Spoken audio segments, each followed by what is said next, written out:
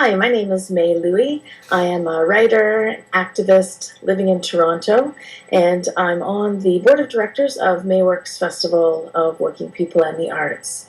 And I'm here to talk about the workshops that I've experienced and gone to with Zainab Amaday. And Mayworks actually presented both the workshops that I attended.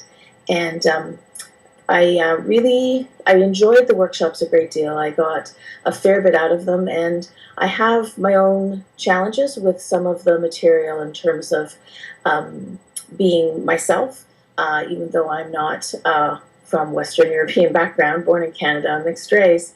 I still have internalized that Western model of binary, linear, and all those other ways to think about science and the body and those sorts of things. And what Zainab has done is actually used science's actual parameters to sort of offer an alternative understanding, or what we can even think of as an older and more ancient way of understanding specifically concepts, I guess, that have not been particularly validated by modern science. And one example, and in the context of linking sort of to social justice and other things about our lives, is this. She did this whole section on how stress affects the body, and how when we are stressed, we exude these various chemicals, and this has all been documented.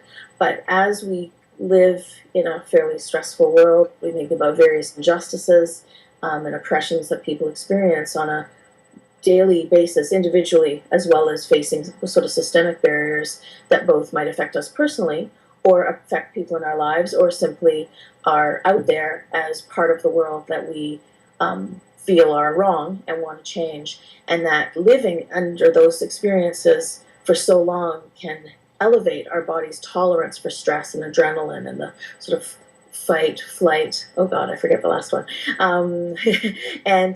And she explains this in a really interesting way. There's sort of PowerPoints, and it's very interactive, which I appreciated, and able to stop, ask questions, ask for clarity.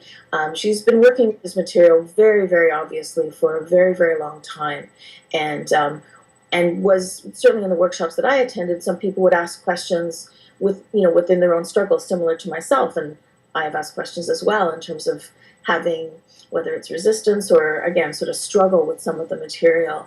And she's been sort of very clear that this is, a way to sort of understand these particular phenomenon, but using the language of science and scientific method and those sorts of things in the service of having us kind of expand our understanding of what that means. So when we live with stress, and then our tolerance for that rises, and it actually has physical effects on the body. And this is something that is fairly well documented, but 30, 40 years ago, this would have been thrown out as, sort of ridiculous, that it's all in your mind, or you can just get over it, or those sorts of things. And I find that certainly taking the workshops in the interactive piece, as well as learning from other people in the workshop, as well as from Zainab herself, have been very helpful for me to continue my own, sort of lifelong learning in terms of trying to think of the world in different sorts of ways, and